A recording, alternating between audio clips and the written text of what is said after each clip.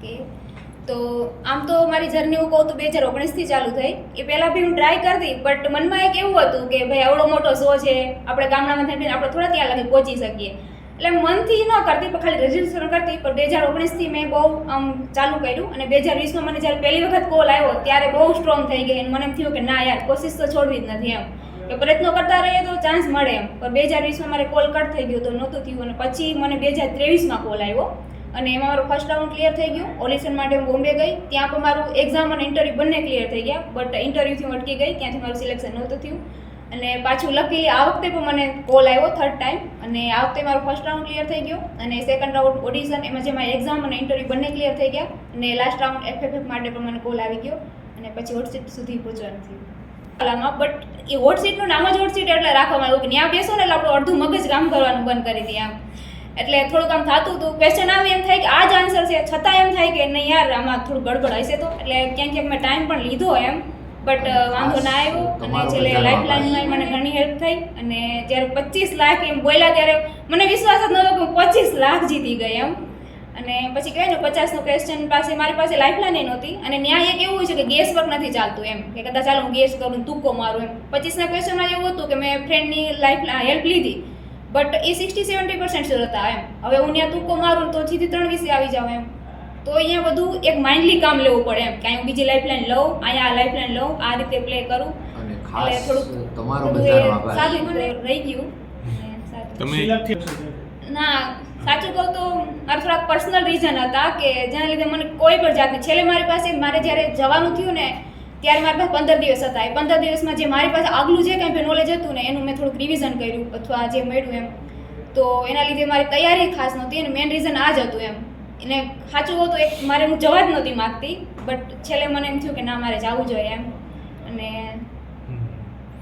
મેં તમને શરૂઆતમાં જ કીધું કે મારું એક દિવસ હું વિચારતી, હું KBC વર્ષોથી જોઉં છું એમ, અને ક્યારેક હું એવું ટીવી જોતી વિચારતી કે કાશ મારા જીવનમાં આવો સમય આવે કે હું એક દિવસ આમ હોટ સીટ પર બેઠી હોય, સામે અમિતાભ બચ્ચન બેઠા હોય. તો મને એવું થતું કે આપણે ભાઈ ક્યાં ગામડાના માણસ એમ, આપણે એ લેવલ સુધી ના પહોંચી શકીએ એમ.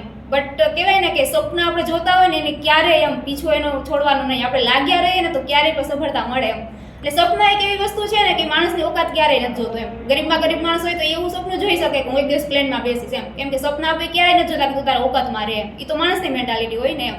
એટલે મોટામાં મોટા સપના નાનામાં નાના માણસે જોવા જોઈએ એમ, અને એનો પીછો કરતા કરતા હંમેશા આગળ વધવું જોઈએ એમ. તો મારા વિચાર એક વખત એવા હતા કે આપણે થોડા પહોંચી શકીએ એમ, પણ મેં ક્યારેય હિંમત ન હારી એમ. લાસ્ટ ટાઈમે હું ઇન્ટરવ્યૂથી અટકી ગઈ, મને એટલું દુઃખ થયું એમ કે યાર, અને આ વખતે મને ઈચ્છા નહોતી કે વળી પાછું બોમ્બે જાવું, એટલું ઓલું કરવું અને પાછું, પણ છતાંય ફરીથી ગઈ અને પ્રયત્નો સતત હું કરતી રહી. મેં ક્યારેય રજીસ્ટ્રેશન કરવા નહોતું છોડ્યું છેલ્લા 6-7 વર્ષ. એટલે મારું આ KBC પ્લેટફોર્મ જ એવું છે એમ કે તમને ત્યાં ખાલી ધનરાશિ જીતો છો કે સદીના મહાનાયકને મળો છો એવું નથી એમ. એ પ્લેટફોર્મ એક તમને વિશ્વ લેવલ પર મળવું છે કે જ્યાં તમે ખુદને રિપ્રેઝેન્ટ કરી શકો, ખુદના વિચારો રાખી શકો એમ, તમારી પહેચાન ત્યાંથી બને. તો એ જે હું ખેડૂત પુત્રી છું એમ, તો મારા મૂળ જમીન સાથે જોડાયેલા છે એમ. તો એની ઉપર, અને મારું એવું છે કે મારું કૃષિમાં મન છે, મારી તરફ જવું છે એમ. તો એ મુદ્દાને મારે સાથે લેવો જરૂરી હતો. અને અત્યારે એવો સમય છે કે આપણે બધાએ ક્લાઇમેટ ચેન્જ ને બધું ધ્યાનમાં રાખીને ઓર્ગેનિક તરફ જવું જરૂરી છે એમ. તો મને એ મોકો મળ્યો હતો, મંચ મળ્યો હતો કે ત્યાંથી હું ઓર્ગેનિક વિશે 2-4 શબ્દો કહી શકું, લોકોને જાગૃત કરી શકું એમ. તો એ બેસ્ટ પ્લેટફોર્મ હતું, બેસ્ટ સમય હતો એમ, એવું મારા વિચારોને રાખી શકું. તો ઓર્ગેનિક મારા પ્રત્યે જે હતું એ મેં કીધું અને સરને એ વસ્તુ બહુ ગમી એમ. ધનરાશિ મારો જ મેં શોમાં પણ કીધું છે એમ, કે મારો એક હતો કે એગ્રીકલ્ચર પ્રત્યે મારો ઝુકાવ છે અને આગળ જવું છે એમ. અને જેમ કે જોઈએ કે આજ ખેતીમાં નવું કંઈક નવી પદ્ધતિથી કે નવું કરવું હોય, મારે ઓર્ગેનિક જ કરવું હોય તો છે શરૂઆતના 4-5 વર્ષ મારે ખોટ ખાવી પડે ને એમ. તો એના માટે એવું નાનો મોટો કિસાન આ બધું ન કરી શકે એમ. આર્થિક રીતે જે સદ્ધર હોય ને એ કિસાન કરી શકે એમ. જ્યારે તમે સફરજનની વાત કરી હતી, અત્યારે 2-3 છોડ લગાવ્યા છે એમ, અને મને સારું રિઝલ્ટ આપે. ભવિષ્યમાં એવું વિચાર કરું મારે આખો બગીચો બનાવવો છે, તો પહેલાં તેના છોડ મોંઘા હોય છે, એના માટે મારે ખર્ચો જોઈએ. થોડોક હું જમીન રોકું છું, એ જમીન રોકી છે મને 4-5 વર્ષ પછી વળતર આપશે, તો 4-5 વર્ષ પછી મને ખોટ ખાવી પડે, તો એના માટે હું તૈયાર હોવી જોઈએ આર્થિક રીતે એમ. તો આ પૈસો મારે એ માટે જરૂરી હતો. નાના મોટા મારા જેમ કે અમુક બીજા સપના હોય, જેમ કે મને લખવું પસંદ છે એમ. તો આજથી 2 વર્ષ પહેલાં મેં જ્યારે વિચાર્યું કે મારે મારી બુક પબ્લિશ કરવી છે, જ્યારે પબ્લિકેશનની મુલાકાત કરી તો મને ખબર પડી કે આમાં તો તમારે એના પેકેજ હોય છે, બજેટ જોઈએ છે એમ.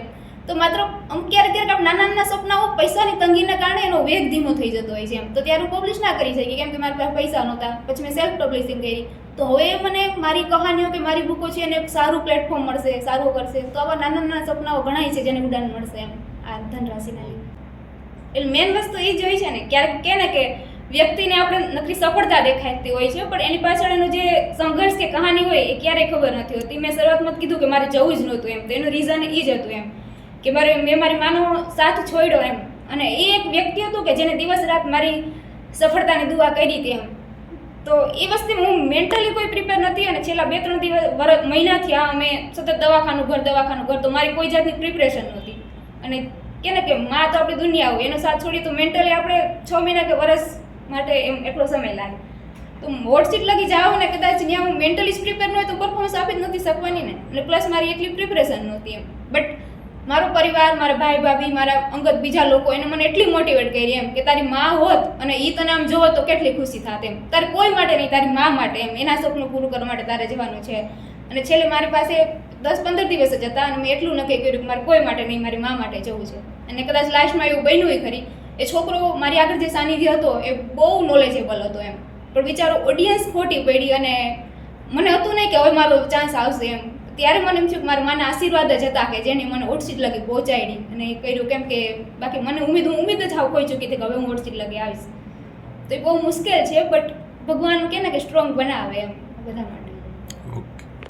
પોરબંદર જિલ્લાનું નાનકડું એવું સિસલી ગામ, અને એમાં પણ વાડીમાં રહી માતા પિતાને ખેતી કામમાં મદદ કરનારી આ દીકરી જયાબેન ઓડેદરા, આપણે કલ્પના પણ ના આવે કે વિશ્વના એક વિશ્વવિખ્યાત ટીવી શો કે જેમાં સમગ્ર વિશ્વમાં ને વર્ષોથી ચાલે છે, અને આ સદીના મહાનાયક એવા અમિતાભ બચ્ચન એ કાર્યક્રમ જ્યારે હોસ્ટ કરતા હોય તો આપણા પોરબંદર માટે ગૌરવની વાત છે.